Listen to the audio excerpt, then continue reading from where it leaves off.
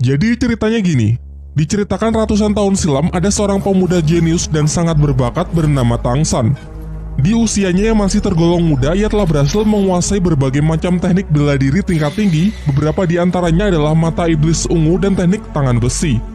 Namun pada suatu hari ia melanggar hukum sektenya dengan menyelinap ke perpustakaan rahasia dan mempelajari teknik terlarang. Alhasil ketika ia ketahuan, ia pun dikejar habis-habisan oleh para tetua sekte yang ingin membunuhnya.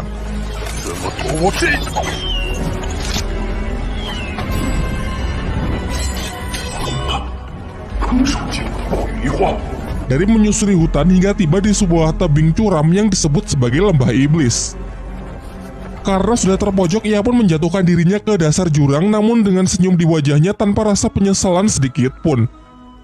Akan tetapi sesaat setelah kejadian itu, tiba-tiba ia terbangun di tubuh anak kecil berusia 6 tahun yang menandakan kalau kini ia telah terlahir kembali di suatu daerah yang disebut dataran dahulu. Tangsan kecil tinggal di sebuah desa bernama Desa Roh Mulia bersama sang ayah seorang pandai besi yang terlihat kusam dan suka mabuk-mabukan. Dalam kesehariannya, Tangsanlah yang bertindak mengurus rumah serta menyiapkan makanan. Diceritakan usia 6 tahun akan dikumpulkan oleh sang kepala desa untuk menguji apakah mereka memiliki kekuatan roh pelindung atau tidak. Pengujiannya dilakukan oleh seorang master roh bernama Suyanto yang berasal dari Akademi Roh Pelindung di kota Nauding. Tangsan dan anak-anak lain kemudian diajak masuk ke dalam sebuah ruangan yang merupakan tempat untuk menguji kekuatan roh mereka. Kekuatan roh pelindung sendiri sangat bervariasi jenisnya dan tingkat kekuatannya. Contohnya Suyanto sendiri yang memiliki kekuatan roh pelindung serigala hutan. Jenis ini sangat cocok digunakan dalam bertarung. Pertama maju untuk melihat jenis kekuatan roh pelindungnya. Dari tangan kanannya memvisualisasikan teknik kekuatan roh pelindungnya. Dalam hal ini adalah salah satu alat pertanian, yaitu sebuah sabit. Masuk ke tes kedua untuk mengetahui seberapa besar tingkat kekuatannya. Sebuah bola cahaya akan menyala terang jika anak yang menyentuhnya memiliki cukup energi roh. Namun sayangnya anak pertama ini sama sekali tak memiliki energi roh, sehingga ia dinyatakan gagal karena kekuatan roh pelindungnya tersebut tak akan pernah bisa dikembangkan. Dan kabar buruknya, sebagian besar anak-anak di desa ini memiliki kekuatan roh pelindung peralatan pertanian, namun tak ada satupun dari mereka yang memiliki energi roh. Dijelaskan tanpa energi roh, mau berlatih sekeras apapun dan menggunakan metode apapun maka akan sia-sia. Dengan kata lain, mereka tak akan pernah bisa menjadi seorang master roh. Sampai akhirnya kini hanya tersisa Tangsan sebagai anak terakhir yang akan mengikuti tes. Dari tangan kanannya, ia menunjukkan jenis roh pelindung yang berbeda dari anak-anak lain, yakni rumput biru perak. Tapi anehnya di saat yang bersamaan ia juga membangkiri berwujud sebuah palu. Namun ia lebih memilih menyembunyikannya dan hanya menunjukkan roh pelindung di tangan kanannya saja. Sayangnya Suyanto malah mengatakan kalau rumput biru perak adalah jenis roh pelindung yang jauh lebih tidak berguna daripada alat pertanian. Oleh karena itu Suyanto enggan melanjutkan Tangsan ke tahap kedua karena sudah pesimis kalau Tangsan tak akan punya energi roh dengan jenis roh pelindung selemah itu. Akan tetapi Tangsan tetap bersikeras agar diizinkan untuk mencobanya terlebih dahulu. Dan benar saja saat Tangsan menyentuh bola bercahaya itu akan menerangi seluruh ruangan yang menandakan kalau Tangsan memiliki energi roh tingkat tinggi. Meskipun bisa dikatakan spesial, namun sang master roh masih pesimis mengingat roh pelindung rumput biru perak memang benar-benar lemah dan tak pernah ada sejarahnya bisa berkembang terlalu jauh. Setelah ujian usai, Pak Kepala Desa memberikan kabar baik bahwa Suyanto meninggalkan undangan kepada Tangsan untuk mendaftarkan dirinya ke Akademi Roh Pelindung di kota Nauding. Sesampainya di rumah, ia kemudian memberitahukan kepada ayahnya dan meminta izin untuk mendaftar di akademi tersebut yang akan diadakan 3 bulan lagi. Namun sayangnya sang ayah dengan tegas menolak tanpa memberikan alasan yang jelas. Masih belum menyerah, Tangsan mencoba untuk membujuk roh pelindung ganda miliknya, yang salah satunya berwujud sebuah palu yang diketahui bernama palu Huotien. Setelah melihat putranya mewarisi roh pelindung rumput biru perak mendiang ibunya serta palu Huotien miliknya, sang ayah pun memulai mempertimbangkan keinginan Tangsan tersebut. Dari sini kita pun mengetahui masa lalu dari ibu Tangsan yang gugur dalam perang di masa lalu serta sosok ayah Tangsan yang ternyata bukan orang sembarangan. Singkat cerita, ayah Tangsan berubah pikiran dan mengizinkan Tangsan untuk masuk ke akademi tersebut. Namun Tangsan harus berjanji untuk tidak memberitahu ke siapapun kalau ia memiliki roh pelindung palu Huotien. Singkat cerita, 3 bulan telah berlalu. Tangsan dengan ditemani Pak Kepala Desa pergi ke kota Nauding untuk mendaftarkan dirinya ke akademi tersebut. Di saat yang bersamaan terlihat juga seorang gadis kecil pemilik roh pelindung kelinci merah muda bernama Xiaowu yang juga hendak ikut mendaftar. Kembali ke Tangsan, akhirnya sampailah ia di gerbang masuk akademi. Namun penjaga gerbang di sana tidak mengizinkannya masuk karena tidak percaya dengan Tangsan dan kepala desa yang terlihat sangat miskin. Bahkan undangan yang dibawa Tangsan pun ia lempar karena menganggap kalau undangan tersebut adalah undangan palsu. Tangsan yang sangat kesal karena sudah diremehkan memukul si penjaga gerbang hingga ia terlempar. Ketika perkelahian semakin serius, datanglah salah satu guru akademi yang diketahui bernama Master Xiao. Kemudian Master Xiao memastikan kalau undangan yang dibawa Tangsan adalah undangan asli sehingga ia mengizinkannya untuk masuk. Dijelaskan kalau Master Xiao ini adalah guru yang sudah tidak mengajar. Kegiatannya sehari-hari adalah melakukan penelitian dan menguji berbagai macam teori mengenai kekuatan roh pelindung. Seperti mempelajari tentang kelemahan dari tiap-tiap jenis roh pelindung, bagaimana metode paling efektif untuk mengembangkannya, dan masih banyak lagi. Bahkan hanya dengan sekali melihat undangan milik Tangsan di mana tertulis jenis roh rumput biru perak dan energi roh penuh, ia langsung bisa menyimpulkan kalau Tangsan ini pasti memiliki roh pelindung ganda. Setelah mendengar penjelasan panjang lebar yang cukup masuk akal berdasarkan penelitian dari Master Xiao, Tangsan pun menjadi sangat mengaguminya, ditambah lagi Master Xiao mengatakan bahwa Tangsan sangat spesial dan berpotensi menjadi seorang master roh terhebat di masa depan. Hingga akhirnya Tangsan berlutut dan meminta agar Master Xiao bersedia menjadi gurunya. Singkat cerita, setelah pembicaraan mereka, Tangsan pun diantar menuju ruang TU untuk mengurus segala administrasi pendaftaran. Namun di sana Tangsan mendengar para petugas TU justru menertawai dan memandang rendah Master Xiao. Menurut mereka, Master Xiao hanyalah badut akademi yang kegiatannya cuma mengarang teori-teori aneh. Satu-satunya alasan mengapa Guru Xiao masih dihormati hanyalah karena ia merupakan teman dekat dari kepala akademi saja. Meskipun sudah mendengar semua ejekan itu, Tangsan tak sedikit pun menurunkan kekagumannya kepada Master Xiao karena Master Xiao satu-satunya orang yang mampu mengetahui kalau dirinya memiliki roh pelindung ganda. Dan kalau ia memanglah guru yang sangat hebat. Sesampainya ia di asrama, Tangsan langsung mendapatkan serangan dari seorang anak bernama Waseng, ketua dari asrama laki-laki di kamar 7.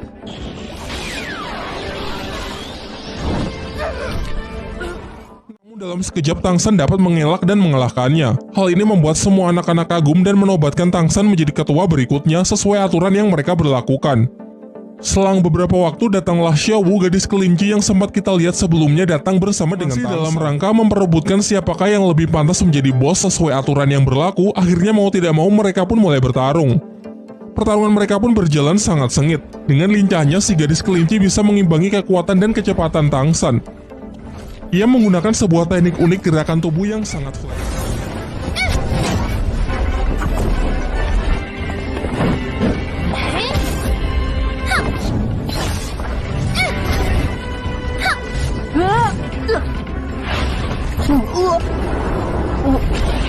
Dalam pertarungan singkat itu, Tangsan pun dibuat kalah telak dengan catatan ia masih belum mengeluarkan seluruh kemampuannya. Tetapi itu saja sudah cukup membuatnya sangat terkesan, mengingat teknik unik yang bahkan belum pernah ia lihat di kehidupannya di masa lalu. Dengan kemenangannya ini, Xiao Wu pun menjadi bos baru. Para anak laki-laki secara sukarela menawarkan selimut mereka, namun Xiao Wu malah lebih memilih selimut Tangsan yang cukup besar untuk bisa digunakan berdua. Ketika mereka pergi ke kantin, beberapa anak lain mengajak kelompok Waseng. Ternyata di akademi ini beberapa tingkat asrama dibagi berdasarkan status sosial. Adapun anak-anak orang kaya yang mendapatkan tempat VIP seperti hotel. Sedangkan asrama milik Waseng hanyalah asrama biasa untuk anak-anak miskin. Xiao Wu yang kesal sempat ingin memulai keributan, namun beruntung berhasil dicegah oleh Tangsan. Keesokan harinya, secara pribadi Tangsan menemui Master Xiao untuk menunjukkan roh pelindung Palu Hotian di tangan kirinya. Setelah merasa kalau energi roh Tangsan sudah cukup untuk bisa naik level, Master Xiao pun mengajak Tangsan untuk berburu cincin roh sendiri merupakan item spiritual yang bisa didapatkan dari membunuh siluman roh guna menaikkan level dari seorang Master Roh. Dijelaskan tanpa cincin roh mau berlatih sekeras apapun, seorang Master Roh tak akan pernah bisa naik level. Tetapi di sini Master Xiao melarang Tangsan untuk menambahkan cincin roh ke dalam Palu Hotian. Ia mengatakan kalau belum saatnya juga Tangsan mengetahui alasannya. Menurutnya, saat ini akan lebih baik jika Tangsan berfokus saja untuk mengembangkan rumput biru perak miliknya. Ia kembali menjelaskan mengenai tipe-tipe kekuatan roh pelindung yang bisa dikembangkan. Misalnya saja tipe binatang roh yang sangat cocok menjadi seorang fighter dalam pertarungan secara langsung. Selain itu juga ada tipe alat roh yang sebagian besar berperan sebagai support. Meski tak jarang juga berbagai peralatan dikembangkan untuk bisa dijadikan senjata yang mematikan. Sementara untuk Tangsan sendiri, Master Xiao lebih menyarankannya menjadi tipe pengontrol. Ia bisa mengembangkan sifat lentur dan fleksibilitas rumput biru peraknya menjadi sebuah perangkap yang bisa mendukung tim dalam sebuah pertempuran. Tetapi yang perlu diingat dalam memilih siluman roh juga tak boleh sembarangan, karena harus ada kecocokan dengan jenis roh pelindungnya. tercatat ada beberapa kasus penolakan dari penyatuan cincin roh yang berakibat pada gagalnya naik level. Singkat cerita, besoknya mereka pergi ke hutan berburu, suatu wilayah di mana banyak siluman roh yang berkeliaran secara bebas. Dalam perjalanan, Master Xiao memberikan sebuah sabuk yang berguna untuk menampung barang-barang bawaan secara praktis. Lalu ia menjelaskan mengenai klasifikasi siluman roh yang bisa dibedakan berdasarkan umurnya. Ada yang berumur ratusan tahun, ribuan tahun, puluhan ribu tahun, dan seterusnya. Semakin tua umurnya, maka akan semakin kuat pula siluman roh tersebut. Dan tentunya semakin kuat seekor siluman roh, maka akan semakin sulit pula untuk ditaklukkan. Sehingga tak jarang banyak master roh yang membentuk sebuah tim hanya demi mengalahkan seekor siluman roh saja. Namun yang perlu diingat lagi bahwa seorang master roh pemula dengan level rendah, tubuhnya tak akan mampu menampung cincin roh yang terlalu kuat. Dan jika tetap memaksakan diri, maka ia bisa mati. Setelah memasuki wilayah hutan berburu, di sana terdapat banyak orang yang mencari anggota tim untuk diajak bekerja sama berburu siluman roh. Namun Master Xiao menyarankan agar tidak mempercayai siapapun di tempat seperti ini, apalagi dengan orang yang baru dikenal. Lagi pula, sebuah tim haruslah memiliki chemistry yang sangat baik dengan kekuatan yang saling melengkapi, bukannya sembarang tim yang dibentuk sehari jadi. Hutan berburu merupakan suatu tempat yang sangat dijaga ketat, sehingga jika ingin masuk harus memiliki ID card sebagai tanda kalau mereka memiliki izin untuk berburu. ID card sendiri memiliki 6 tingkatan yang ditunjukkan secara jelas dari simbol-simbol yang terukir. Simbol-simbol tersebut mewakili ke-6 master roh legendaris. Tentu semakin tinggi tingkatan ID card-nya, maka akan semakin banyak pula wilayah hutan yang bisa mereka akses. Dijelaskan kalau ID card tertinggi hanyalah dimiliki oleh master roh dengan gelar tertinggi yang disebut gelar Douluo. Sesampainya di dalam, mereka pun mulai melakukan pencarian. Master Xiao mengeluarkan roh pelindungnya yang berbentuk hewan mutasi bernama Liu Shenpao. Kemampuannya adalah memiliki penciuman yang sangat tajam dan dapat melancarkan serangan kentut halilintar. Dijelaskan juga bahwa roh pelindung terkadang juga mampu melakukan mutasi, sayangnya dalam kasus Master Xiao, roh pelindungnya justru bermutasi menjadi lebih lemah. Hal inilah yang membuatnya mentok berada di level 30 dan membuatnya sering menjadi bahan ejekan oleh orang-orang di akademi. Mereka berdua lalu melanjutkan perjalanannya untuk lebih jauh masuk ke dalam hutan. Sempat bertemu dengan siluman roh kucing muda berumur 10 tahun, namun belum cocok jika digabungkan dengan roh pelindung milik Tang San. Selanjutnya ada siluman roh tanaman bambu. Kulitnya sangat keras sehingga sangat baik sebagai skill pertahanan. Meskipun lumayan cocok, namun masih bukan yang terbaik untuk rumput biru perak milik Tang San. Ia menyarankan agar Tang San memilih siluman roh beracun dan memiliki pertahanan yang sangat tinggi. Perburuan mereka pun berlangsung hingga larut malam. Sekelompok siluman serigala yang lapar mengincar mereka, beruntung dapat diatasi oleh kentut halilintar dari Liu Shenpao.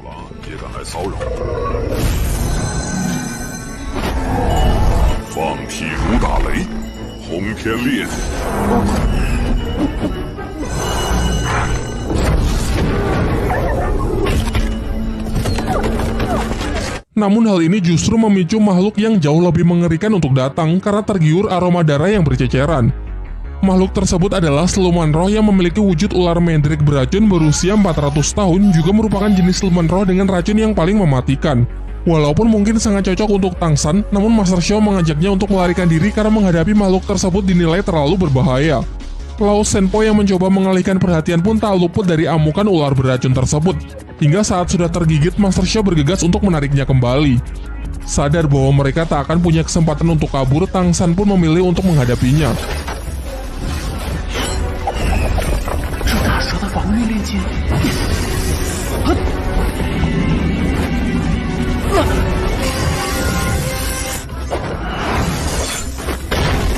Setelah melewati pertempuran yang sangat sengit, ia pun berhasil membunuh si ular mendrik dengan menusukkan pisaunya tepat ke rahang makhluk tersebut.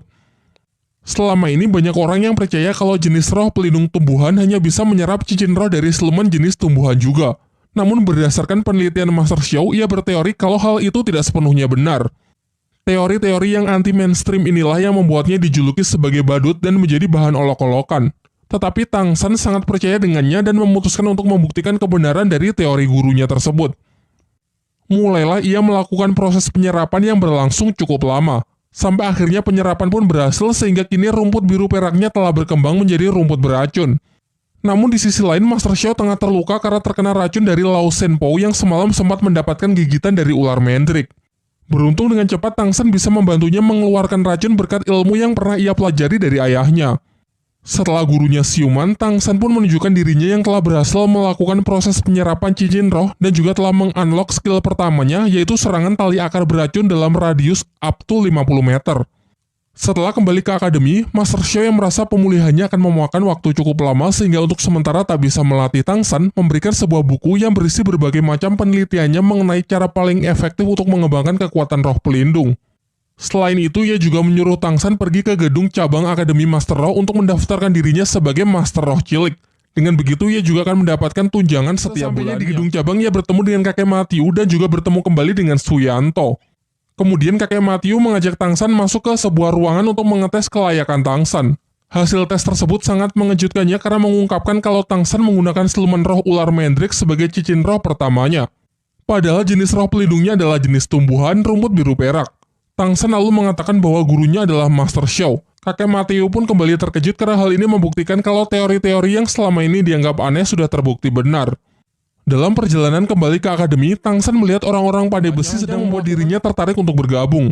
Berniat menjadikannya sebagai pekerjaan paruh waktu, ia pun lalu menunjukkan keahlian menempa besinya yang dulu pernah ia pelajari dari sang ayah.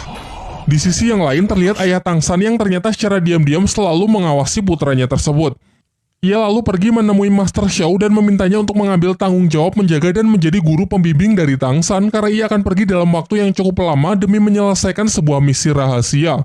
Dari sini terungkap bahwa ayah Tang San bernama Tang Hao, seorang Master Roh legendaris pemegang gelar Dao Luo yang dijuluki sebagai Master Hao Tian. Sebelum pergi, ia memberikan ID card kekuasaan mutlak kepada Master Xiao yang mungkin nanti bisa berguna. Cerita 1 tahun pun telah berlalu. Bersama dengan Xiao, ia telah menyelesaikan tahun pertamanya di Akademi Roh.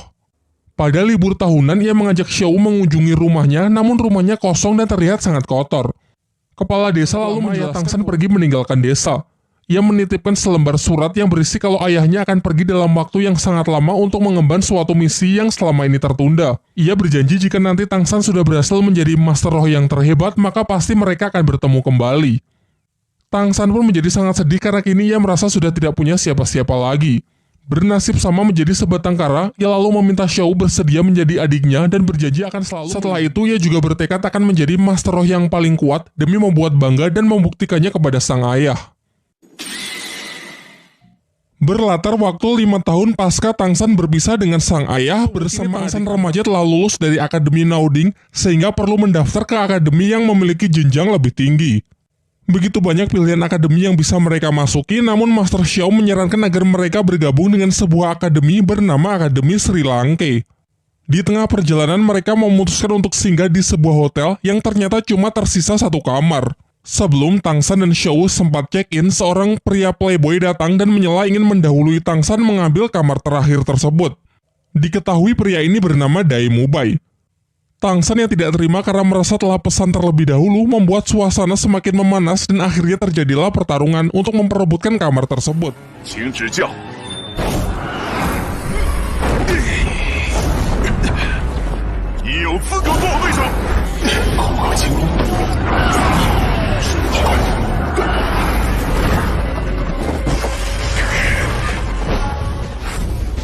Diperlihatkan kalau Dai Mubai ini adalah seorang Master Roh berjenis hewan harimau putih dengan kekuatannya yang berada di level 37. Sedangkan Tang San berjenis rumput biru perak namun memiliki level yang lebih rendah yaitu 29. Akan tetapi baik tipe kekuatan roh pelindung maupun perbedaan level yang tak begitu jauh belum cukup untuk bisa menentukan siapa yang lebih kuat. Rumput biru perak milik Tang San sangatlah fleksibel dalam bertahan maupun melancarkan serangan. Namun Dai Mubai terlihat lebih gesit karena selain berdamage tinggi, energi roh yang ia lepaskan juga membentuk perisai yang melindunginya dari serangan Tang San dan cakarnya sangat efektif untuk memotong rumput biru perak. Ketika Dai Mubai lengah, Tang San berhasil menangkapnya dan mulai menyebarkan racun. Sayangnya sedari awal Dai Mubai menyembunyikan kekuatannya yang tidak diperhitungkan oleh Tang San. Sampai pada akhirnya Tang San pun dibuat tak berkutik, namun Dai Mubai memutuskan untuk melepaskannya dan pergi begitu saja. Di kamar hotel, Tang San teringat oleh seseorang yang pernah ia lawan di masa lalu yang kekuatannya mirip. Kala itu ia dapat dengan mudah mengalahkannya hanya dengan satu serangan menggunakan senjata jarum emas yang dapat menembus perisainya dan memiliki efek serangan perusak dari dalam.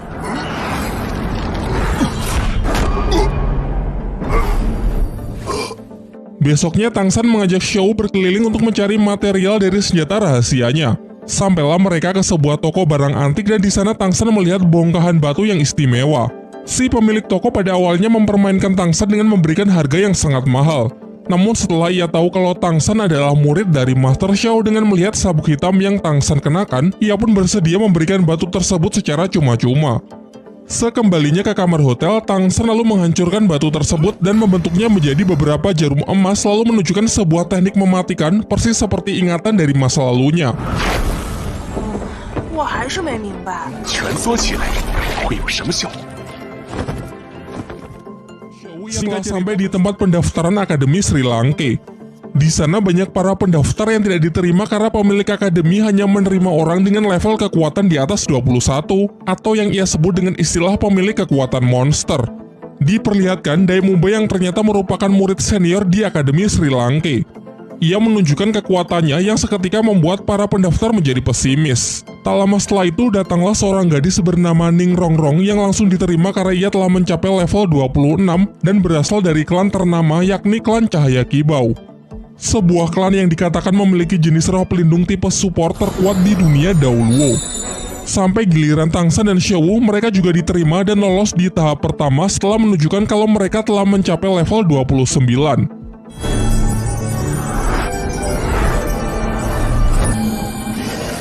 Dai Mumbai lalu diperintahkan untuk mengantar mereka menuju tes berikutnya karena untuk menjadi murid Akademi Sri Lanka mereka harus lolos dalam 4 tes. Sembari menjelaskan kalau sebenarnya ia tengah mencari seorang pasangan yang serasi dengan roh pelindung miliknya.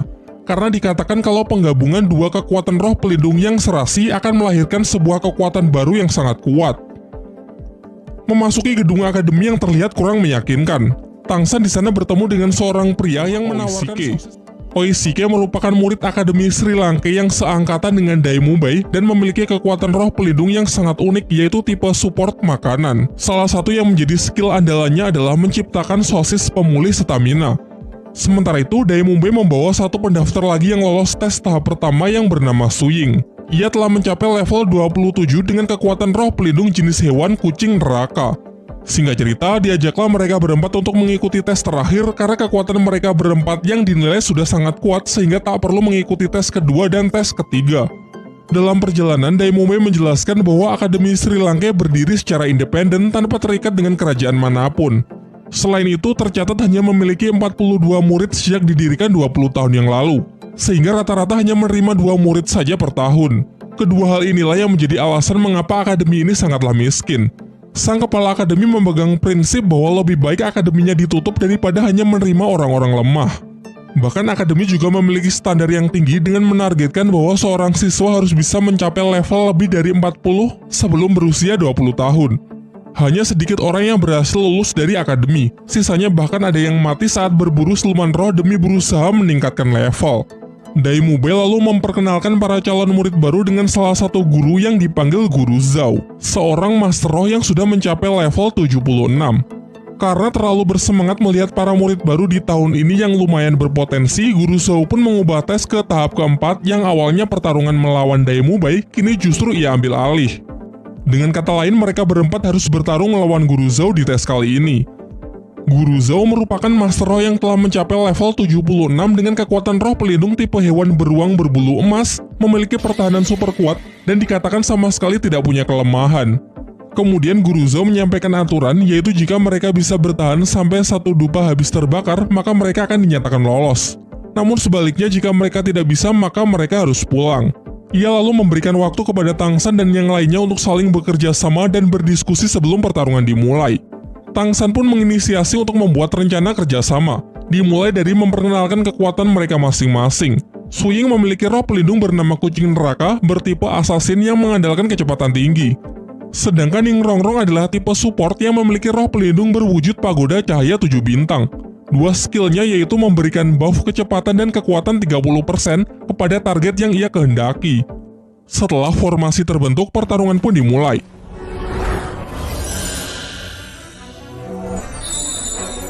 Sebagai tipe support, Ning Rongrong nyaris menjadi target pertama. Beruntung dengan tali akarnya, Tang San berhasil membantunya. Dilanjutkan dengan kombinasi serangan mereka bertiga untuk menjatuhkan Guru Zhao. Menggunakan strategi super ofensif, pihak Tang San tidak memberikan sedikit pun lawannya untuk melancarkan serangan balasan. Namun sayangnya pertahanan dari Guru Zhao benar-benar tidak tertembus. Lanjut ke pola serangan kedua, kali ini mereka mendapatkan buff dari Ning Rongrong untuk menggempur Guru Zhou dengan serangan berkecepatan tinggi. Sejauh ini serangan-serangan mereka masih belum berarti apa-apa bagi Guru Zhou. Bahkan parahnya sejauh ini Guru Zhou sama sekali belum menggunakan kekuatan roh pelindungnya.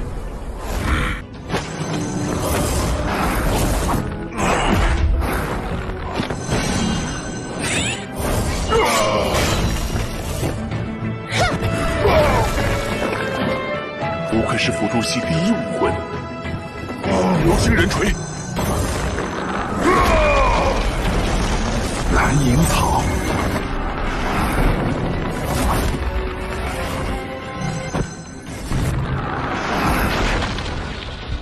Fatality.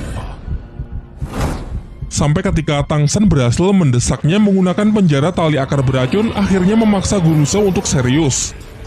Ia pun menunjukkan kekuatan roh pelindungnya yang sontak membuat keadaan menjadi berbalik. Pihak Tang San yang sudah mengeluarkan seluruh tenaganya kini benar-benar tak sanggup lagi berdiri. Akan tetapi saat melihat Xiao terluka akibat melindunginya, ia merasa telah menjadi kakak yang tidak berguna. Lantas ia pun emosi dan mencoba melawan seorang diri dengan menggabungkan teknik mata rahasia, telapak tangan besi dengan kemampuan rumput biru peraknya.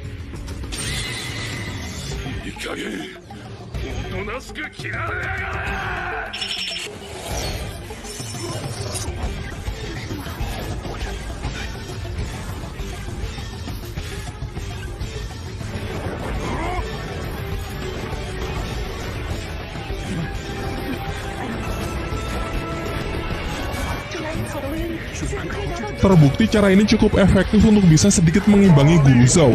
Tetapi Guru Zhou kembali mengamuk dengan melepaskan skill cincin roh keempatnya yang berumur puluhan ribu tahun. Teknik tersebut dapat meningkatkan kekuatan gravitasi di area yang ia kehendaki. Sementara Tang San yang tak berhenti berpikir sedikit belajar dari pertarungan melawan Dai Mumbai kemarin. Ia memanfaatkan skill kedua yang bernama Rotan Hantu, yaitu kemampuan parasit rumput biru peraknya untuk membatasi pergerakan dari Guru Zhou. Dan akhirnya dengan usaha yang keras ia dapat menembus pertahanan dari teknik perisai roh pelindung tipe hewan tersebut. Guru Zhou yang mulai kewalahan menggunakan skill dari cincin roh kelimanya, yaitu gravitasi super kuat Black Hole. Di puncak pertarungan karena benar-benar sudah terpojok, Tang San pun terpaksa menggunakan kekuatan dari roh pelindung keduanya, yaitu hantaman keras palu Hotien yang sama sekali tak bisa ditangkis. Dai Mumbai lalu memanggil Oishike untuk mengeluarkan sosis pemulihannya guna mengobati semua orang yang sedang terluka. Pasca duel yang sangat sengit tersebut, Guru Zhou mengakui kehebatan dari Tang San dan memutuskan untuk meluluskan mereka semua dalam tes kali ini. Selain itu, Tang San juga membantunya mengeluarkan jarum beracun yang tertanam di tubuh Guru Zhou. Di malam harinya, Guru Zhou dikejutkan dengan suara misterius yang memanggilnya dari luar akademi. Ia pun bergegas untuk mengikutinya sampai masuk ke dalam hutan. Tak lama setelah itu, muncullah sosok pria berjubah hitam, namun Guru Zhou sama sekali tak bisa mengenalinya. Dengan melihat beberapa cincin roh tingkat tinggi yang melingkar di tubuhnya, terungkap bahwa sosok misterius itu ternyata adalah seorang master roh dengan gelar Dao Luo yang sontak membuat Guru Zhou gemetar ketakutan karena menyadari perbedaan kekuatan mereka yang terpaut terlalu jauh.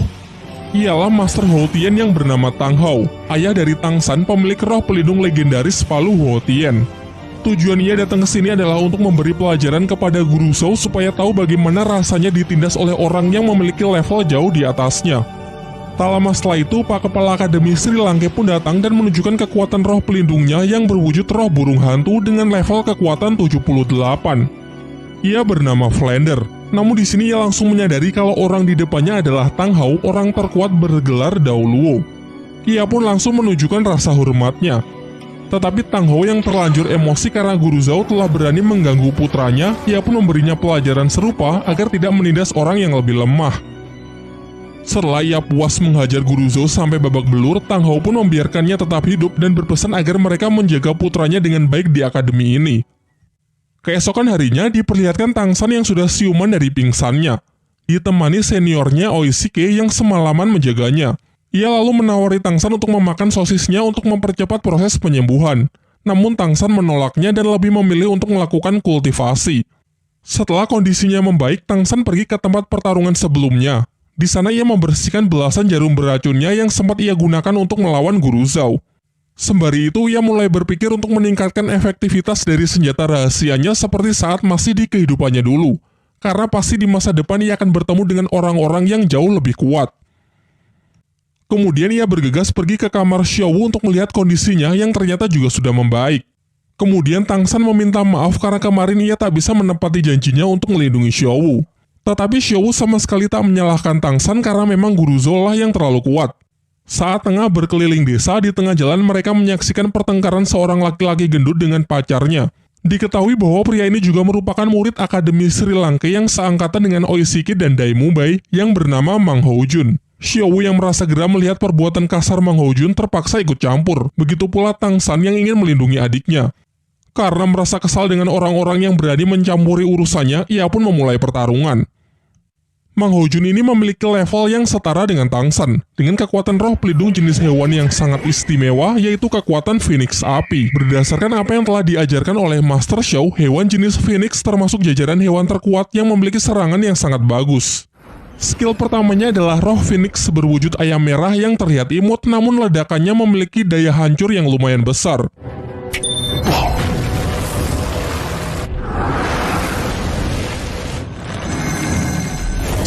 Dalam upayanya, Tang San mencoba menangkap Mang Houjun menggunakan tali akarnya.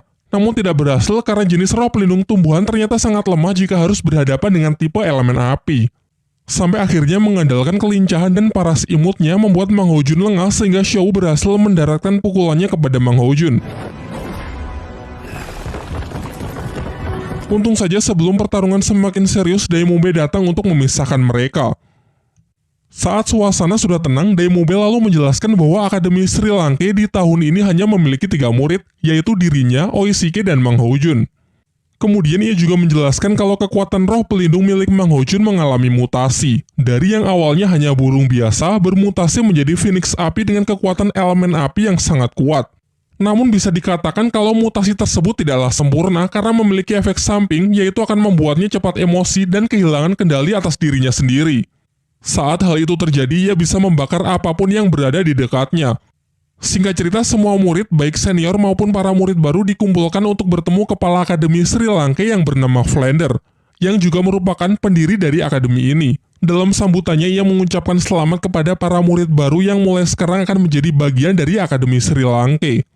Kemudian ia memerintahkan Oishiki dan Ning Rongrong untuk berlari mengelilingi desa sebanyak 20 putaran.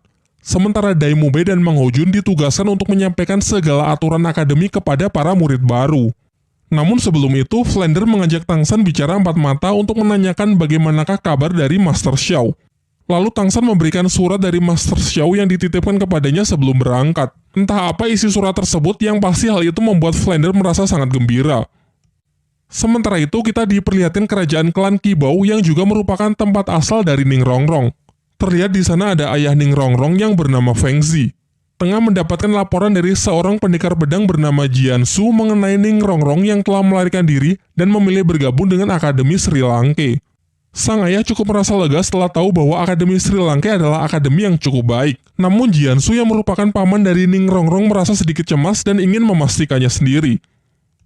Kembali ke Akademi Sri Lanka, semua murid kembali dikumpulkan termasuk Ning Rongrong dan Oishiki yang telah menyelesaikan lari 20 putarannya. Di sini Flander menanyakan kepada mereka apakah mereka berdua telah menyelesaikan tugas yang ia berikan. Dengan ekspresi ragu, Oishiki pun mengiyakan pertanyaan tersebut. Namun Flander tahu kalau Oishiki telah berbohong dengan mencoba melindungi Ning Rongrong. Ternyata ia sendiri diam-diam telah mengawasi mereka. Oishiki memang telah menyelesaikan 20 putarannya. Namun Ning Rongrong baru 1 putaran malah pergi jalan-jalan ke kota untuk makan-makan. Hal ini jelas membuat Flander sangat marah karena Ning Rongrong telah melanggar peraturan akademi di hari pertamanya. Ia kemudian memberinya 2 pilihan, ingin pergi dari akademi atau meminta maaf dan berjanji tak akan mengulanginya lagi. Akan tetapi dengan nada yang angkuh, Ning Rongrong malah mengatakan bahwa Akademi Sri Lanka hanyalah akademi kecil dan Flander bukanlah siapa-siapa. Menurutnya dengan statusnya sebagai anggota klan Cahaya Qibao, ialah yang terkuat di antara murid-murid lain. Kemudian Flander kembali mempertegas bahwa Dai Mubai, Mang Houjun, Su Ying, Xiaowu, dan Tang San masih jauh lebih kuat darinya dari segi kekuatan tempur. Sementara Oishiki terlahir dengan bakat yang luar biasa dengan roh pelindung tipe support yang sangat istimewa. Mendengar hal itu membuat Ning Rongrong menangis dan berlari meninggalkan mereka. Flander kemudian menyuruh Oishiki untuk pergi menenangkan Ning Rongrong karena tujuan ia sebenarnya hanya untuk memberinya pelajaran tanpa ada maksud untuk mengusirnya. Pada malam harinya, sebagai latihan pertama, para murid diajak pergi ke kota untuk mengikuti sebuah turnamen. Turnamen tersebut adalah sebuah ajang pertarungan para master roh yang mungkin memiliki level di atas mereka. Sebuah latihan yang sangat bagus untuk memberikan pengalaman bertarung yang sesungguhnya. Dalam arena pertarungan, satu kemenangan akan memberikan 1 poin, satu kekalahan pengurangan 1 poin, dan jika berhasil mengumpulkan 100 poin, maka baru akan mendapatkan lencana tembaga. Flander berpesan agar para siswa mendapatkan minimal lencana perak sebelum kelulusan akademi. Kemudian ia memerintahkan Daimumbe untuk mengantar mereka melakukan pendaftaran. Daimumbe menambahkan bahwa terdapat 8 lencana dari yang terendah sampai yang tertinggi, yaitu lencana besi, lencana tembaga, lencana perak, lencana emas, lencana ungu, lencana permata, lencana rubi, dan lencana berlian. Pada awalnya Xiao menganggap mudah tantangan tersebut karena lencana perak hanya berada di urutan ketiga. Namun Daimumbe membantah hal tersebut karena sejak dulu saat ia masih berada di level 29 sampai sekarang, tercatat ia hanya menang sebanyak 29 kali dan kalah 27 kali. Jadi selama ini ia hanya berhasil mengumpulkan total 2 poin saja. Di tempat ini banyak jenis pertarungan yang bisa dipilih, seperti pertarungan 1 lawan 1, 2 lawan 2, maupun 3 lawan 3.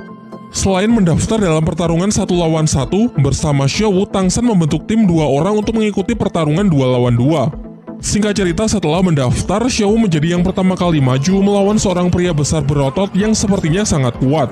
Jelas pada awalnya dengan tubuhnya yang mungil, semua penonton meremehkannya. Namun Xiao di luar dugaan ternyata dengan mudah bisa mengalahkan lawannya tersebut.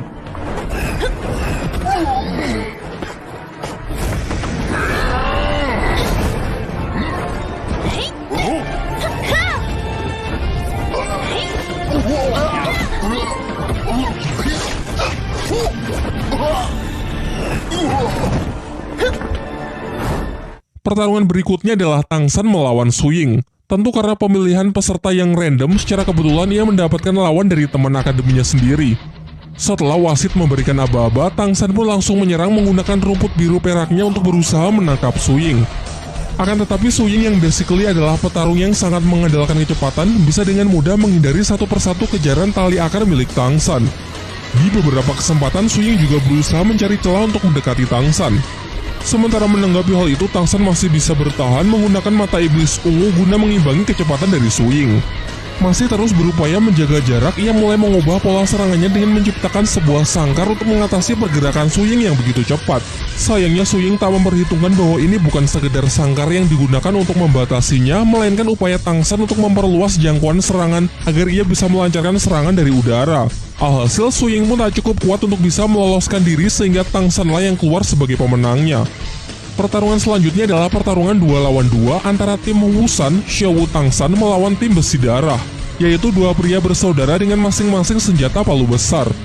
Dengan chemistry yang bagus, Xiao maju sebagai penyerang sementara Tangsan bertugas melindunginya dan berusaha mengontrol jalannya pertarungan. Namun jelas tak semudah itu. Menurut Tangsan, serangan palu mereka mirip dengan miliknya, hanya saja tidak lebih kuat tetapi pergerakan ayunannya yang jauh lebih cepat, yang bahkan tak sanggup ia tahan menggunakan rumput biru peraknya.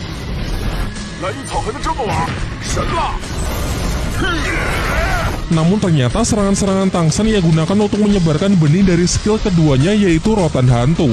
Tumbuhan parasit tersebut dapat mengikat lawan dan menyebarkan racun untuk membatasi pergerakan mereka. Pertarungan masih berlanjut. Secara kompak mereka menggunakan skill ketiganya, yaitu lemparan palu kembar yang dapat melacak dan mengejar targetnya. Tangsan yang berusaha menyelamatkan Xiao tak cukup kuat sehingga ia terpental jatuh. Hal ini membuat Xiao sangat emosi dan langsung menyerang mereka dengan senjata jarum rahasia yang bisa membunuh lawannya dalam sekejap. Namun Tangsan justru menghalau serangan mematikan tersebut karena bagaimanapun juga ini hanyalah sebuah pertandingan. Mengingat tenaga yang sudah terkuras habis, ditambah racun Tangsan yang semakin menyebar ke seluruh tubuh, mereka pun mengaku kalah sehingga dengan ini Tangsan pun mendapatkan kemenangan keduanya. Sekembalinya ke akademi, Daimumbe terlibat cekcok dengan putri klan Cahaya Kibau yakni Ning Rongrong. Terdengar sikap angkuh Ning Rongrong yang terus-menerus memprovokasinya dan merendahkan Akademi Sri Langke. Hal ini membuat Daimumbe sangat kesal dan emosi sehingga ia terpaksa menggunakan cara kekerasan tanpa memperdulikan status Ning Rongrong. Beruntung seketika itu juga Tangsan datang dan berhasil menenangkannya. Namun kejadian itu tak membuat Ning Rongrong jera dan justru meminta Tangsan agar membantunya menghabisi Daimumbe dengan imbalan 100.000 koin emas. Jelas Tang San menolaknya. Ia menjelaskan bahwa tak semua masalah bisa diselesaikan dengan uang dan kekuatan. Ia pun menyarankan agar Ning Rongrong keluar saja dari akademi karena menurutnya tempat ini sama sekali tidak cocok untuk Ning Rongrong. Bahkan Oishike yang jelas-jelas menyukai Ning Rongrong pun juga berpikiran sama. Ia lantas menyarankan supaya Ning Rongrong pergi karena mustahil di sini ia bisa mendapatkan teman dengan sikap yang sedemikian angkuh. Keesokan harinya semua murid kembali dikumpulkan untuk menerima latihan.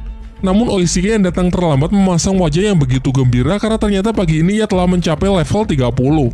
Semuanya pun mengucapkan selamat. Pak Kepala Akademi Flander memerintahkan semua murid besok pergi ke hutan Shindu, versi lain dari hutan berburu, untuk membantu mencarikan cincin siluman roh ketiga untuk Oishike, di bawah bimbingan dari Guru Zhao. Masih nyambung dengan Oishike, latihan hari ini adalah memakan sosis penambah stamina dari skill roh pelindung milik Oishike, dengan alasan agar tubuh mereka bisa terbiasa dan beradaptasi saat nanti berada di medan pertempuran yang sesungguhnya. Diperlihatkan semuanya merasa jijik dan tidak menyukainya. Namun di luar dugaan, Ning Rongrong secara sukarela maju untuk menjadi murid pertama yang akan melakukannya. Ternyata ucapan dari Tang San dan Oishike sebelumnya cukup membuatnya merenung semalaman dan menyesali sikap angkuhnya selama ini. Besoknya, Guru Zhao menghampiri semua murid yang sudah menunggunya untuk pergi ke hutan Shindu dalam rangka mencarikan cincin siluman roh ketiga untuk Oishike. Ia kemudian meminta Dai Mubai agar menjadi ketua tim dalam misi tersebut. Dai Mubai lalu menyampaikan formasi kerjasama tim di mana Tang San akan berada di garis depan, tepat di belakangnya dua tipe support, Xiaowu dan Mang Hojun diberikan tugas untuk menjaga sisi kiri dan sisi kanan, sementara dirinya akan mengambil alih area belakang. Setelah seharian tak menemui siluman roh yang cocok untuk Oishike, mereka memutuskan untuk singgah di sebuah warung makan di dekat sana. Namun suasana yang tenang seketika rusak pasca kedatangan sekelompok anak yang diketahui berasal dari Akademi Changhui. Dai Mubai menceritakan bahwa Akademi Changhui merupakan akademi yang cukup terkenal, tetapi sebenarnya muridnya tak begitu kuat dan cenderung lebih menonjolkan sifat angkuhnya. Bisik-bisik itu terdengar sampai di telinga murid Akademi Changhui sehingga dibuatlah sebuah rencana untuk mengerjai para murid Sri Lanka. Seorang anak kemudian berjalan ke arah mereka dan secara sengaja menyenggol pelayan yang tengah membawa makanan. 真不好意思。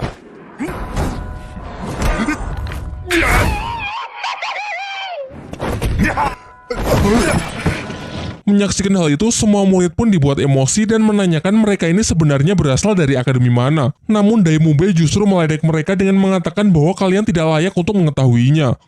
Jelas hal itu membuat mereka semakin marah dan serentak maju untuk menyerang. Sementara pihak Dai Mubai cukup Xiaowu sajalah yang turun tangan memberi pelajaran mereka semua.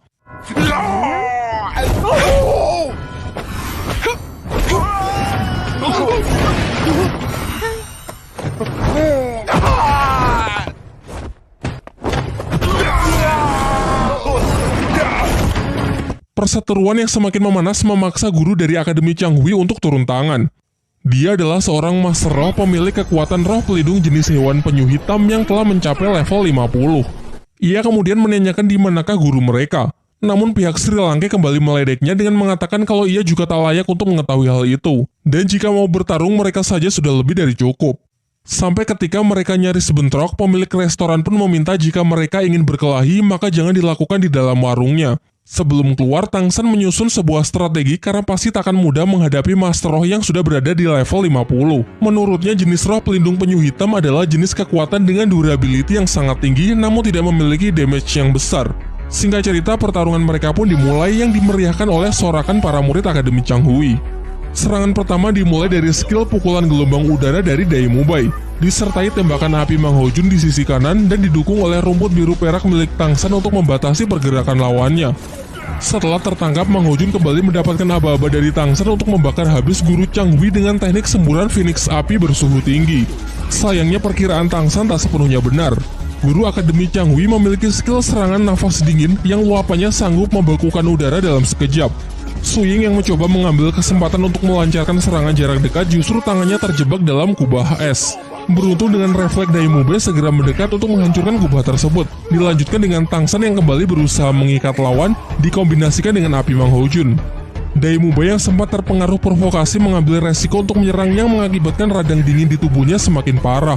Sementara itu Mang Hojun kembali beraksi dengan semburan Phoenix api untuk menghalau serangan nafas es yang mengarah langsung ke Dai Mubai, sehingga terjadilah bentrokan antara dua elemen yang saling bertolak belakang.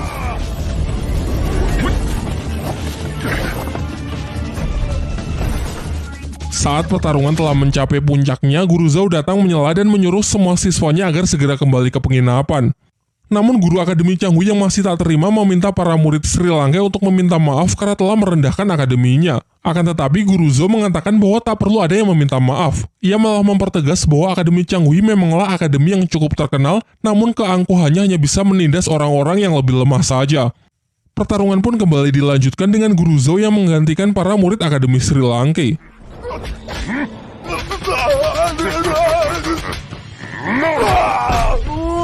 Dalam sekejap ia bisa menghajar habis-habisan guru Akademi Changhui, bahkan tanpa melibatkan kekuatan roh pelindungnya. Setelah pertarungan itu, Guru Zhou kembali menemui para muridnya dan mengatakan bahwa nanti ia akan memberikan latihan spesial untuk menghadapi sampah seperti itu. Di pagi harinya, di bawah bimbingan dari Guru Zhou, para murid Akademi Sri Lanka diajak jauh masuk ke dalam hutan Sindhu. Ia menjelaskan bahwa hutan Sindhu berbeda dari hutan-hutan yang dipelihara oleh kebanyakan kerajaan karena hutan ini masih sangat liar dan siluman-siluman roh yang ada juga sangatlah buas. Ia menyarankan kepada semuanya agar tetap berada di dekatnya dan tidak mengusik siluman roh tanpa perintahnya jika tidak ingin mati sia-sia, terutama Oishike dan Ning Rongrong. Ketika Dai Mumbei memimpin dan membukakan jalan, Tang San menyarankan agar tak sembarangan membunuh siluman roh muda agar ekosistem tetap terjaga. Di samping itu, bau darah yang ditinggalkan bisa memicu kedatangan siluman roh yang jauh lebih kuat. Setelah cukup lama mencari, mereka akhirnya merasakan hawa keberadaan dari seekor siluman roh yang cukup kuat. Su Ying pun diperintahkan untuk memeriksanya dan berhasil mendapati seekor siluman roh berjenis burung terbang berusia 1500 tahun yang akan sangat cocok digunakan sebagai cincin roh ketiga Oishike. Lantas mereka pun bekerja sama untuk memburu makhluk tersebut. Berdasarkan analisis Tang San, siluman ini tak memiliki serangan fisik yang terlalu kuat. Ia hanya mengandalkan kecepatan tinggi untuk menangkap mangsa lalu melilitnya. Cara paling efektif untuk memburunya adalah dengan menekannya menggunakan Phoenix Api Mang Hojun, sementara yang lain bersiap untuk menutup jalan agar siluman tidak bisa melarikan diri. Guru Zhou lalu menyerahkan tim di bawah kepemimpinan Tang San karena luasnya pengetahuan mengenai kekuatan dan kelemahan siluman roh. Perburuan berlangsung cukup sengit. Su Ying dan Dai Mumbei yang diperkuat dengan skill Ning Rongrong berhasil menekan siluman roh tersebut. Siluman yang ingin melarikan diri melalui jalur udara pun juga berhasil dicegah oleh Tang San menggunakan sangkar tumbuhan yang sangat besar. Namun saat Oishike hendak mengeksekusinya, ular itu melepaskan serangan yang beruntung berhasil dibelokkan oleh Tang San. Setelah jatuh ke darat, langsung disambut oleh sambaran api Mang Hojun dilanjutkan dengan serangan beruntun dari Guru Zhou yang mampu melumpuhkannya.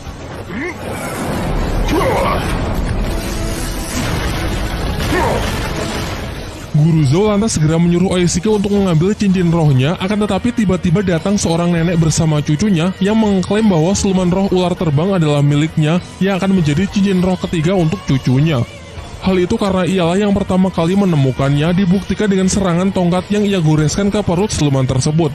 Menanggapi hal itu, Guru Zhou tidak bertindak gegabah karena nenek itu merupakan salah satu senior master roh yang bernama Cao Tianxiang. Di dunia persilatan ia merupakan master roh yang sangat disegani. Bersama pasangannya yakni bangsawan naga Mengsu, mereka menjadi duo maut terkuat yang dikatakan mampu menandingi seorang master roh bergelar Dou Luo. Walaupun begitu, Guru Zhou masih bersikeras untuk menolak memberikan siluman roh tersebut. Ia beralasan meski Cao Tianxiang yang menemukannya terlebih dahulu, namun ialah yang berhasil menangkapnya. Sampai akhirnya diputuskan untuk menggunakan hukum master roh guna menyelesaikan permasalahan ini.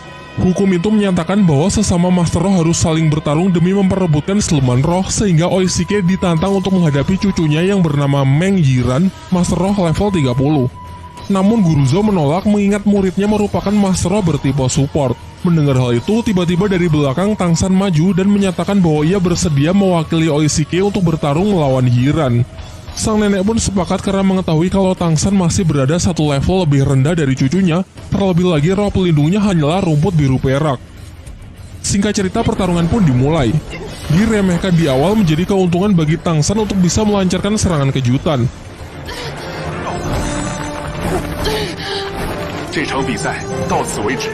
Namun Yiran ternyata juga tidak selemah itu. Berkat roh pelindung ularnya, ia dengan mudah bisa meloloskan diri dari perangkap tali akar milik Tang San. Bahkan racun pelumpuh yang ia gunakan juga sama sekali tak berpengaruh karena basically kekuatan ular milik Yiran juga beracun. Merupakan sebuah cara yang sangat efektif untuk melawan racun dengan racun. Menggunakan senjata tombak beracun, ia kemudian melancarkan serangan balasan. Tidak begitu cepat, namun cukup merepotkan karena jumlahnya yang lumayan banyak. Tang San pun berusaha mendekat dan berhasil menghentikan serangan tersebut yang dikendalikan oleh tongkat ular milik Yiran. Mulailah mereka membenturkan energi roh yang saling berusaha menekan satu sama lain. Setelah cukup lama saling menekan, pertarungan itu pun akhirnya dimenangkan oleh Tang San sehingga hak milik atas siluman roh ular terbang kini diserahkan kepada Oishike. Oishike lalu segera mengeksekusi siluman roh tersebut dan mulai proses kultivasi untuk mendapatkan cincin roh ketiganya. Di sisi lain, Tang San yang kehabisan tenaga pasca pertarungannya dengan Yiran juga berkultivasi untuk memulihkan kekuatannya. Singkat cerita, Oishike telah selesai dengan proses penyerapannya dan telah berhasil memperoleh cincin ketiga serta meng-unlock skill baru, yaitu sosis terbang. Barang siapa yang memakan sosis tersebut, maka akan bisa terbang selama 1 menit dengan kecepatan ular terbang. Ketika Guru Zhou ingin mengajak semuanya untuk kembali ke akademi, tiba-tiba Tang San yang sudah tersadar menyela dan mengatakan kalau kini ia juga telah berhasil mencapai level 30, sehingga sekarang ia juga ingin mencari siluman roh untuk dijadikan cincin ketiganya. Mendengar hal itu, Guru Zhou yang terlihat senang setuju lalu mengajak semuanya untuk mencari tempat yang aman untuk beristirahat terlebih dahulu. Di malam harinya saat tengah beristirahat, mereka membicarakan mengenai siluman roh yang selalu diburu oleh manusia. Guru Zhou mengatakan kalau sekarang semakin sulit mencari cincin roh, padahal dulu di pinggiran hutan saja banyak terdapat siluman roh berusia ribuan tahun. Menanggapi itu, Tang San berpendapat kalau itu semua adalah ulah manusia yang sebenarnya jauh lebih ganas ketimbang siluman roh.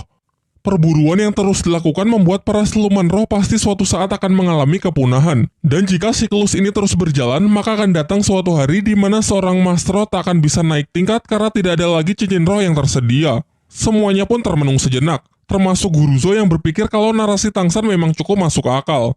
Di tengah pembicaraan, mereka tiba-tiba diserang oleh seekor siluman roh berjenis kera raksasa yang merupakan raja hutan bagi para siluman roh. Mereka pun sontak dibuat sangat terkejut karena biasanya siluman jenis ini hanya tinggal di hutan terdalam dan sangat jarang keluar. Menurut Tang San, kera raksasa adalah mimpi buruk bagi para master roh. Pasalnya kekuatannya yang luar biasa kuat membuat seorang master roh bergelar Daulu sekalipun belum tentu bisa menandinginya. Dan bahkan dikatakan siluman ini mampu mengalahkan siluman roh jenis lain yang usianya jauh di atasnya. Tak hanya dari segi kekuatan, kecepatan, dan pertahanan, namun ia juga memiliki kecerdasan layaknya manusia. Guru Zhou yang sadar batasannya mencoba melakukan negosiasi karena siluman kera raksasa mengerti bahasa manusia. Ia pun berjanji akan segera pergi dan tak akan berani mengusiknya. Namun ketika menyaksikan kemarahan dari sang raja hutan, Guru Zhou pun segera memerintahkan semua murid untuk pergi terlebih dahulu, sementara ia memasang kuda-kuda untuk bersiap melancarkan serangan.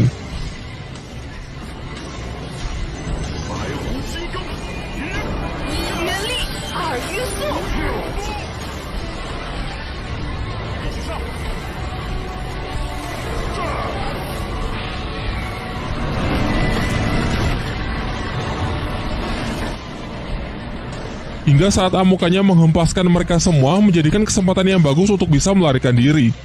Namun naasnya Xiao berhasil ditangkap oleh siluman tersebut.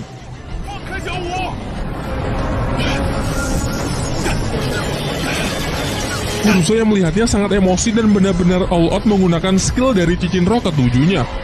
Merupakan skill terkuatnya, yaitu wujud roh dari beruang hutan untuk menghantam siluman kera raksasa. Namun hal itu juga sia-sia. Sementara Tang San yang berupaya menyelamatkan Xiao berusaha mengejar siluman itu, hasilnya pun sama saja. Ia pun juga tidak bisa berbuat apa-apa.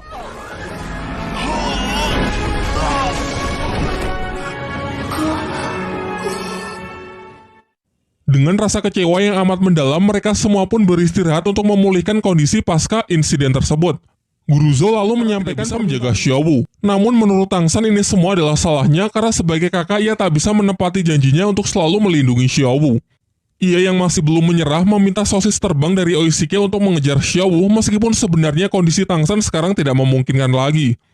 Usahanya tersebut didukung oleh Ning Rongrong yang memberi buff kekuatan dari skill roh pelindungnya. Guru Zhou yang awalnya dikira marah justru meminta Oishike untuk memberikan sosis terbang kepada yang lain dan menginisiasi untuk segera menyusul guna membantu Tang San. Sementara itu, nasib Xiao yang dibawa kabur oleh siluman kera raksasa ternyata tak seburuk apa yang dipikirkan guru dan teman-temannya. Ternyata mereka berdua sudah saling mengenal satu sama lain. Xiao memanggilnya dengan nama Erming. Langsung saya sampaikan spoiler di sini ya, Xiao ini sebenarnya bukanlah manusia, melainkan jelmaan dari siluman roh berusia ratusan ribu tahun yang telah berevolusi menjadi manusia. Ia kemudian meminta Erming untuk menjaganya sejenak karena ia akan melakukan kultivasi untuk mendapatkan cincin roh ketiganya. Berkat statusnya sebagai mantan siluman roh, Xiao memiliki kemampuan untuk menyerap cincin roh siluman tanpa harus membunuh mereka. Di sisi lain, Tang San yang mengejarnya kehabisan waktu terbang sehingga terjatuh ke dalam hutan sebelum bisa menemukan Xiao. Selain itu, kondisinya juga semakin buruk karena sebelumnya ia juga sudah terluka. Sialnya, ia malah bertemu dengan siluman roh buas berjenis laba-laba berwajah manusia.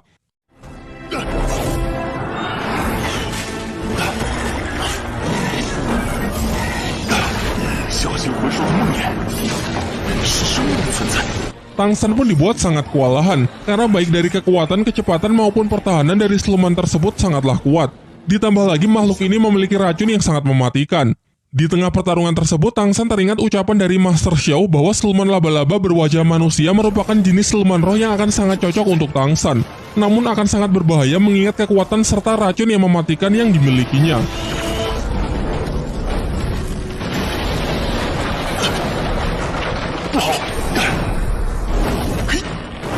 Singkat cerita, ia akhirnya menemukan titik kelemahan dari siluman tersebut, yaitu terletak pada wajahnya. Ketika Tang San telah berhasil menangkapnya dan nyaris melakukan finishing, kepalanya terasa sangat pusing dan kesadarannya justru kembali ke kehidupan masa lalunya saat masih berada di Sekte Tang.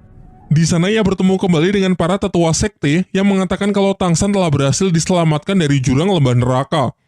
Namun Tang San sendiri seakan hilang ingatan dan tak dapat mengingat apapun dari kehidupan barunya di Akademi Sri Lanka. Sampai ketika ia bertemu dengan salah seorang murid sekte, pikirannya ke-trigger membuat ia bisa kembali mengingat semuanya. 不如你就叫我三哥。 Ia pun lantas bertekad kembali ke kehidupannya di Akademi Sri Lanka karena teringat Xiao yang harus segera diselamatkan. Dan benar saja, saat membuka mata dirinya terikat oleh jaring laba-laba dan terkena racun yang memberikan efek halusinasi sesuai dengan apa yang tertinggal di dalam ingatan targetnya. Tang San pun kembali melakukan perlawanan dan akhirnya berhasil melepaskan diri dari ikatan jaring laba-laba tersebut. Karena benar-benar sudah terdesak, ia tak punya pilihan lain selain menggunakan kekuatan roh pelindung di tangan kirinya, yaitu Palu Houtian untuk menghantam keras makhluk jahanam tersebut. Sampai akhirnya setelah berusaha keras, ia dapat membuka pertahanan si laba-laba lalu segera mengeksekusinya. Sebelum memulai proses penyerapan, Tang San beristirahat sejenak untuk mengeluarkan racun yang semakin menyebar ke seluruh tubuhnya. Namun tiba-tiba ia dikejutkan oleh kedatangan beberapa orang yang ternyata mereka adalah pasangan ular naga Meng Su bersama cucunya Meng Yiran. Secara kebetulan lagi ternyata siluman laba-laba itu adalah incaran cincin roh ketiga untuk Meng Yiran. Mereka pun jelas sangat marah karena Tang San telah menggagalkan perburuan siluman roh untuk cucunya sebanyak 2 kali. Namun di sisi lain Meng Su juga sangat terkejut setelah tahu bahwa Tang San sanggup membunuh siluman laba-laba itu seorang diri. Kemudian Tang San menyampaikan pembelaannya bahwa ia juga terpaksa membunuhnya. Tadi ia hanya berusaha membela diri karena tiba-tiba siluman itu menyerangnya. Meng Su yang tak memperdulikan alasan Tang San memberinya pilihan yang sulit, yaitu jika Tang San bersedia bergabung dengan keluarganya, maka ia akan membiarkan Tang San tetap hidup dan mempersilakannya untuk menyerap cincin roh dari siluman laba-laba tersebut. Namun Tang San dengan tegas menolak tawaran itu. Pasalnya seseorang yang telah bergabung dengan suatu keluarga maka harus mengabdikan seumur hidupnya untuk keluarga tersebut. Sementara dirinya adalah tipe orang yang lebih suka bebas tanpa terikat oleh pihak manapun. Diperlihatkan secara diam-diam, Tang San bersiap dengan busurnya untuk berencana menyandra Yiran, karena mustahil ia bisa menang melawan 2 orang legend di hadapannya. Merasa tawarannya tak dihargai, Meng Su pun semakin murka. Ia lalu memberi kesempatan terakhir untuk Tang San untuk menebus kesalahannya yang telah 2 kali mengagalkan kenaikan tingkat dari cucunya. Untuk itu Tang San diperbolehkan pergi, tapi dengan meninggalkan satu lengannya sebagai bentuk kompensasi. Masih mencoba bernegosiasi, Tang San mengatakan akan bersedia bergabung dengan keluarga mereka, namun dengan satu syarat, yaitu mereka harus membantunya mengalahkan seekor siluman roh yang telah menculik Xiao. Awalnya mereka mengentengkan syarat itu karena mudah baginya kalau hanya membunuh satu siluman saja. Akan tetapi ekspresi mereka langsung berubah ketika Tang San mengatakan kalau siluman roh yang dimaksud adalah siluman Raja Kera Raksasa. Mereka malah menuduh kalau Tang San sengaja menjebaknya, karena berhadapan dengan makhluk itu maka sama saja dengan bunuh diri. Bahkan dikatakan kalau Master Roh bergelar Daulo pun belum tentu sanggup mengalahkannya. Karena keduanya tak bisa memenuhi syarat yang ia berikan, Tang San pun enggan untuk bergabung dan dengan tegas mengatakan kalau mereka ingin lengannya maka silakan ambil saja sendiri. Saat posisi Tang San sudah benar-benar terdesak, beruntung Guru Zhou dan teman-temannya datang tepat waktu untuk menghentikan kakek Meng Su. Guru Zhou jelas tahu batasannya yang tak mungkin bisa menang jika duo maut itu sudah bersatu. Ia lantas mencoba bernegosiasi dengan mengajak Meng Su untuk bicara empat mata. Setelah pembicaraan singkat mereka, seketika ekspresi kejam dari Meng Su berubah menjadi lebih hangat. Dari Guru Zhou, ia kini tahu kalau Tang San adalah murid dari Master Xiao, orang cerdas yang menciptakan banyak teori di dunia roh. Oleh karena itu, ia pun kali ini bersedia melepaskan Tang San. Namun saat akan beranjak pergi, Meng Yiren yang masih tak terima dengan Tang San yang telah mengacaukan kesempatannya naik tingkat, menantangnya bertanding dengan taruhan. Jika ia menang, maka Tang San dilarang menyerap cincin roh dari siluman laba-laba tersebut. Namun jika ia kalah, maka Tang San bebas melakukannya. Tang San pun menyetujuinya. Tapi sebelum mulai, Oishike menyela dengan mengatakan bahwa taruhan tersebut kurang adil karena tidak ada sesuatu milik Meng Yiren yang dipertaruhkan. Maka dari itu, ia menambahkan kesepakatan konyol, yaitu jika Meng Yiren kalah, ia harus bersedia memberikan sebuah ciuman. Singkat cerita, karena keduanya telah sepakat, pertandingan pun bisa segera dimulai. Meng Yiren menjelaskan bahwa pertandingannya adalah melemparkan beberapa pisau untuk mengenai daun yang berjatuhan. Pemenang ditentukan dengan membandingkan banyaknya jumlah daun yang bisa mereka tangkap. Diperlihatkan dengan cepat Meng Yiren melemparkan pisau-pisaunya secara akurat sehingga setiap pisaunya berhasil menangkap satu daun tanpa ada yang miss.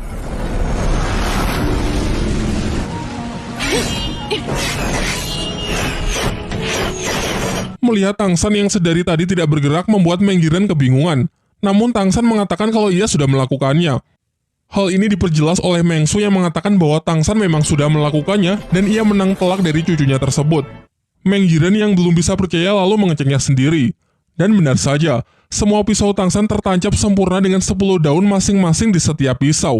Sangat jauh dari Yiren yang hanya 1 daun per pisau. Bahkan hebatnya Tang San melemparkan pisau dengan posisi membelakangi pohon tanpa menggunakan mata dan hanya mengandalkan insting yang telah ia latih sejak kecil. Kemudian Meng Su mengungkapkan kekagumannya kepada Tang San karena memiliki kemampuan yang ia sendiri bahkan belum tentu bisa melakukannya. Kemudian Tang San menghampiri Yiren yang nampak sedih karena telah kalah 2 kali. Tang San mencoba menenangkannya dengan mengatakan kalau jelas saja ia bisa menang, pasalnya ia telah berlatih menggunakan senjata rahasia selama lebih dari 9 tahun. Ia lalu menunjukkan senjata rahasianya yang jauh lebih kecil namun memiliki keuntungan lebih ringan sehingga sangat praktis digunakan sebagai senjata yang mematikan. Ia juga bersedia mengajari Meng Yiren dengan menjelaskan sedikit mengenai tekniknya yang ia sebut pelacak suara. Bukan melihat dengan mata, melainkan menggunakan indera pendengaran yang bisa merasakan setiap gerakan bahkan tanpa ada titik buta. Setelah pembicaraan itu, tiba-tiba Meng Yiren mencium Tang San karena bagaimanapun juga ia telah kalah taruhan. Semuanya pun dibuat tercengang menyaksikan fenomena itu. Dan setelah itu, ia bersama kakek neneknya pun segera pergi dari tempat tersebut. Setelah kepergian mereka, Tang San segera meminta sosis pemulihan dari Oishike agar ia bisa segera memulai proses penyerapan mengingat Xiao yang juga harus segera diselamatkan. Proses penyerapan Tang San nampaknya begitu berat. Terlihat melalui gejolak energi luar biasa kuat yang dapat dirasakan oleh Guru Zhou. Di waktu yang bersamaan, kita diperlihatkan Master Xiao yang mendapatkan selembar surat undangan dari Flander, kepala Akademi Sri Lanka. Sementara di sisi lain kita diperlihatkan scene dari Tang Hao, ayah dari Tang San, berpamitan dengan sebuah tempat yang dipenuhi oleh tanaman rumput biru perak untuk pergi menyelesaikan misinya di sebuah tempat yang ia sebut sebagai Balai Roh Pelindung.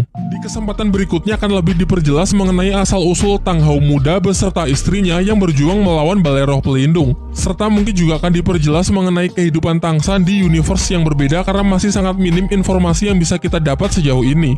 Baiklah, mungkin itu saja yang bisa saya bahas di kesempatan kali ini. Kalau kalian punya pendapat lain atau detail yang saya lewatkan, silahkan menulisnya di kolom komentar ya.